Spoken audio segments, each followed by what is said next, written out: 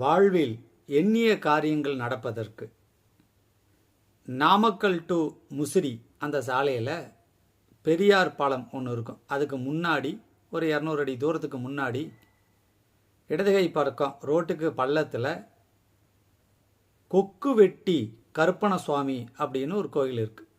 அந்த கோயிலில் சுவாமியோடைய சிலை அற்புதமாக இருக்குது. எதிர்த்தாப்பில் 2 குதிரைகள் இருக்குது. மிக்க அதிர்வுமிக்க இடம். ஜாதகத்தில் எவ்வளோ தோஷங்கள் இருந்தாலும் சரி கவலைப்படாதீங்க. அமாவாசை நாள் போகலாம், இல்லையா உங்களுக்கு பிடிச்ச நாளில் போங்க. ஒரு தடவை போயிட்டு சும்மா சாதாரணமாக அமைதியாக உட்காந்துட்டு வாங்க.